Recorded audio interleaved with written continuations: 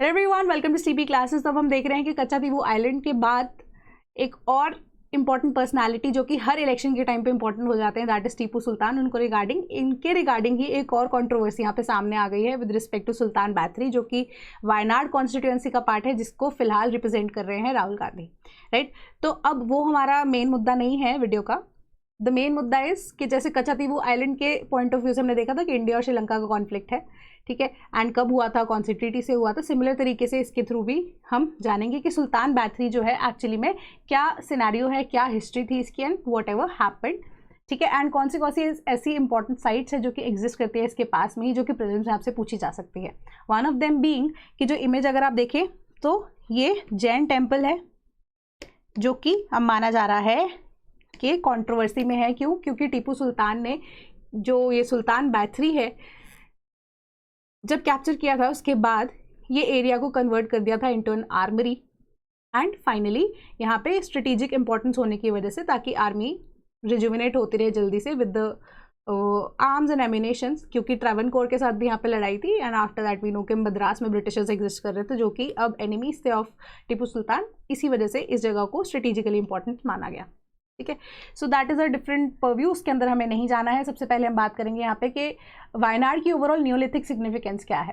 तो best example यहाँ पे क्या है, एदाकल केव्स की बात कर रहे हैं। एदाकल केव्स जो है यहाँ पे हमें पेट्रोग्लिफ्स मिले हैं। पेट्रोग्लिफ्स जो है क्या है, वो पेंटिंग्स है रादर देन एनग्रेविंग्स हैं जो केव्स के अंदर की जाती हैं, राइट। एंड पेंटिंग्स की जब हम एज की बात करते हैं तो 8000 BC से लेकर 1000 BC तक यहाँ पे बनाई गई हैं, यानी कि टुकड़ों में बनाई गई हैं, ठीक है, एंड डायरेक्टली एक ही बार में नहीं बनाई गई हैं। सो अब सबसे पुरानी 8000 BC तक है, सबसे लेटेस्ट अगर हम देखें 1000 BC तक ये पेट्रोग्लिफ्स बनाई गई हैं।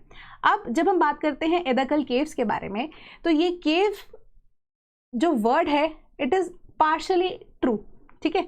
क्यों? क्योंकि जब हम केव्स देखते हैं, कंपेयर करते हैं जैसे अजंता एलोरा के साथ, तो जो प्रॉपर रूफ टॉप्स है वो सील्ड थी, राइट, या वो नेचुरली ही इस तरीके से केव्स की फॉर्म में एग्जिस्ट कर रही थी।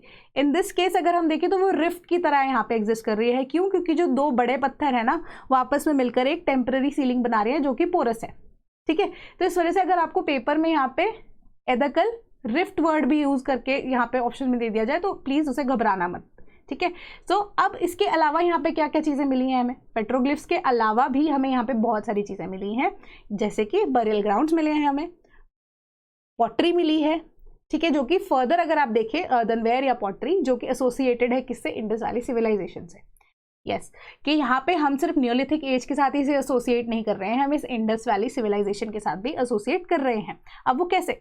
क्योंकि अब हमें इंडस वैली सिविलाइजेशन में मेनली जो मोटिव्स या एविडेंसेस मिले हैं that is of Pashupatinath seal, animals, and after that हमें स्टैचू मिला है of the dancing girl, of the old man, है ना। तो इसी तरीके के उसी टाइम के आसपास वाली चीज़ें यहाँ पे, या आप कह सकते हो मोटिव्स जो हैं, हमें यहाँ पे भी एदाकल या एदाकल केव्स में मिले हैं, right. That is a man with a jar cup, right, जो कि डायरेक्टली अब एसोसिएट करते हैं इंडस वैली सिविलाइजेशन के टाइम पीरियड के साथ ही।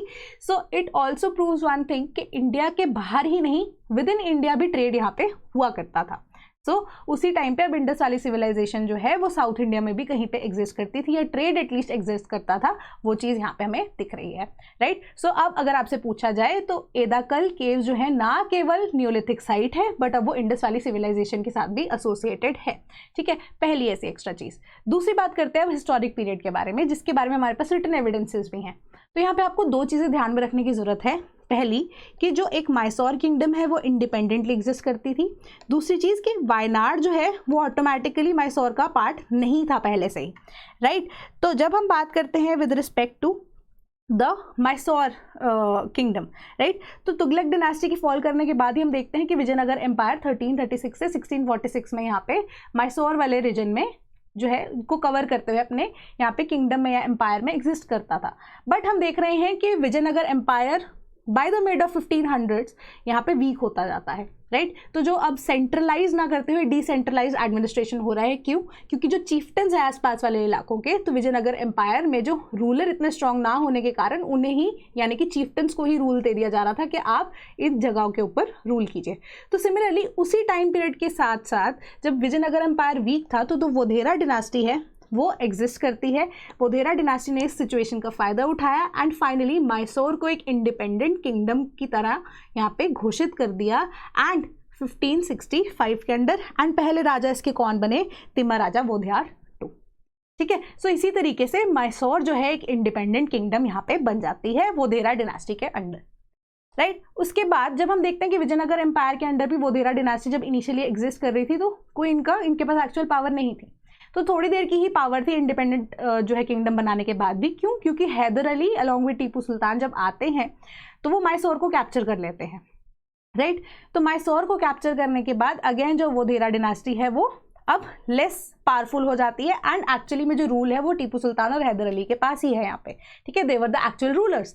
तो जब हम किंगडम ऑफ मैसूर को वायनाड के साथ कंपेयर करते हैं तो Wayanad was not a part of Mysore initially.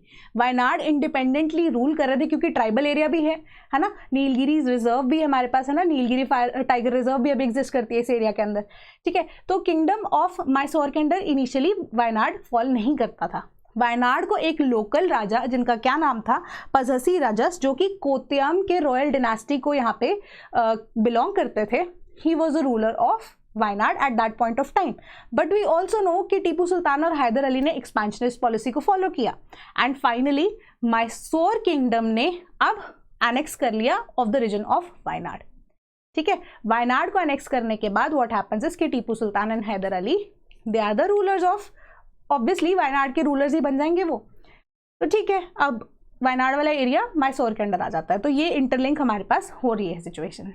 But अब सिचुएशन क्या है कि जो वायनाड वाला एरिया है या आप कह सकते हो मैसूर की जो पूरा का पूरा एरिया है, अगर आप मैप में देखें तो समवॉट ये वाला जो रीजन है ये होती थी, या केरला वाला मेजर रीजन जो है वो ट्रावनकोर की हमारे पास किंगडम हुआ करती थी, राइट। एंड ट्रावनकोर जो है they were allies with the British East India Company, ठीक है। तो अब हमेशा से यही चीज़ का डर लगा रहता था कि मद्रास वाली साइड से ब्रिटिशर्स अटैक करेंगे एंड यहाँ पे हमारे पास हो सकता है कि ट्रावनकोर वाले रीजन से हो सकता है कि ट्रावनकोर की किंगडम जो है वो अटैक करे, है ना। तो इसी तरीके से अब ब्रिटिशर्स की लड़ाई तो थी टीपू सुल्तान के साथ। So third Anglo Mysore war जो होती है 1790 से 1792 के अंदर फाइनली ट्रावनकोर के ऊपर अटैक करते हैं टीपू सुल्तान एंड वेट करते हैं कि फ्रेंच आर्मी आकर, जो कि उनके दोस्त थे फ्रेंच आर्मी टीपू सुल्तान के, कि वो आकर उनको फाइनली इस लड़ाई में जितवाएंगे, बट जो कि हो नहीं पाता है, ठीक है। तो फाइनली यहाँ पे टीपू सुल्तान हार जाते हैं ट्रावनकोर के ऊपर जो उन्होंने अटैक किया, third Anglo Mysore war. And what happens is treaty of Seringapatam होती है एंड सेरिंगापतन की जो ट्रीटी के हिसाब से अब जो मैक्सिमम मैसूर वाला रीजन है व्हाट हैपेंस इज वो ब्रेक डाउन हो जाता है एंड कुछ एरियाज जो है वो मराठास को दे दिया जाता है, कुछ एरियाज जो हैं वो वापस से ओरिजिनल जो रूलर्स हैं, ट्राइबल रूलर्स हैं, उनको दे दिया जाता है, कुछ ब्रिटिश ईस्ट इंडिया कंपनी को, कुछ ट्रावनकोर को एरियाज दे दिए जाते हैं, बांट दिए जाते हैं। सो अब क्या होता है, साथ के साथ ही ट्रावनकोर को हारने के बाद या इवन के अटैक फेल होने के बाद टीपू सुल्तान को उनसे 3 करोड़ रुपए वॉर इंडेमनिटी भी यहाँ पे मांगे जाते हैं, जो कि इवेंचुअली वो पे नहीं कर पाते हैं। And fourth Anglo Mysore war आते आते 1799 में टीपू सुल्तान इज नो मोर, वो मर जाते हैं। बट जब हम बात कर रहे हैं with respect to third Anglo Mysore war, तो वायनाड की जो एरिया है, मैंने आपको कहा ना कि कुछ कुछ एरियाज ऐसे हैं जो रूलर्स को ओरिजिनली वापस दे दिए जाते हैं। तो अगेन कोतियम रॉयल फैमिली को ही, जिनमें एक राजा थे वर्मा पजहसी राजा, उनको ये वापस किंगडम दे दी जाती है। Again he is not a friend of the Britishers, ठीक है। तो अब हमारे पास फोर्थ एंग्लो मैसूर वॉर खत्म होती है 1799 के अंदर and in the year of 1800 जो ये केरला बर्मा पजहसी राजा हैं, इनकी लड़ाई शुरू हो जाती है ब्रिटिशर्स के साथ। अगेन बाउंड्री डिस्प्यूट या एनेक्सेशन वाला इशू, एवरीथिंग, है ना। तो इस वजह से, क्योंकि अब जो रूलर्स थे पहले के टाइम पे वी नो कि बहुत ज़्यादा उनमें वो फीलिंग थी कि हाँ हम ब्रिटिशर्स के हाथों नहीं मरेंगे and similar kind of thing happened with him. तो अब नीलगिरी बायोस्फीयर रिजर्व है, मैंने आपको बताया। सो जो राजा जी हैं ही डिसाइड्स के अब मैं हार तो जाऊंगा ही वायनाड के रीजन को ही, बट अब मैं ब्रिटिशर्स के हाथों तो एटलीस्ट नहीं मरूंगा। So he committed suicide in the forest somewhere and उनकी डेड बॉडी ही यहाँ पे मिलती है to the Britishers. After which the Wayanad की जो वायनाड का जो एरिया है that is annex to the Britishers itself, जो कि अब टिल इंडिपेंडेंस के टाइम पे ब्रिटिशर्स के पास ही था, right. So this was all the history which was important. अब विद रिस्पेक्ट टू प्रीलिम्स या बेसिक आपको जो आइडिया होना चाहिए था with respect to the news, जिसके बेसिस पे आप अपना अगेन इन्फ्लुएंस डिराइव करेंगे ना कि ये पॉलिटिकल न्यूज़ है, यहाँ से हटके मुझे यहाँ पे अब एग्जाम पॉइंट ऑफ व्यू से ये चीज़ इंपॉर्टेंट हो जाती है। सो अब फाइनली 1805 के अंदर राजा जी मर जाते हैं एंड ब्रिटिशर्स को एनेक्स हो जाती है of the kingdom of Wayanad. ठीक है, so that was all for today. इसके अलावा अगर आप प्रीलिम्स 2024 दे रहे हैं एंड प्रिपेयर करना चाहते हैं, रिवाइज करना चाहते हैं रादर, कि 1500 टॉपिक्स 50 घंटे के अंदर, ऑब्वियसली एक दिन के अंदर नहीं होगा, ठीक है, एक दिन में भी 24 घंटे होते हैं, 50 घंटे तो नहीं होते हैं, ठीक है। सो 1500 topics with in a span of 50 hours divided होंगे सब्जेक्ट वाइज, अगर आप तैयार करना चाहते हैं CSAT को भी एंड साथ ही साथ GS के जितने भी हमारे पास टॉपिक्स हैं जो कि इंपॉर्टेंट है, ठीक है। तो उसके लिए आप हमें एनरोल कर सकते हैं, हमारे साथ जुड़ सकते हैं हमारे साथ रैपिड रिवीजन कोर्स के थ्रू, जो कि ऑलरेडी शुरू हो चुका है 11 अप्रैल से। अब ऑलरेडी आप काफ़ी चीज़ मिस आउट कर चुके हैं, ठीक है, अब और मिस मत कीजिए। Finally you can join.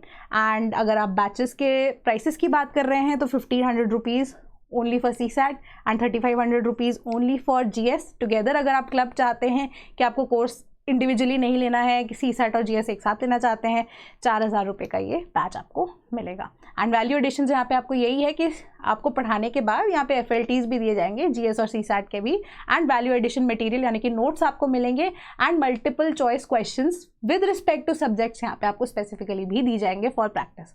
तो ऑल इन ऑल अगर आप देखें तो आपकी तैयारी यहाँ पे फुल एंड फाइनल हो जाएगी। क्यों? क्योंकि the best faculty of UPSC we have, ठीक है।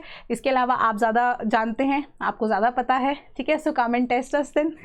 Okay, it was a joke. Okay, so do join us if you want to. All the best for your exam if you're doing that, ठीक है। I hope you nail it down. Thank you so much.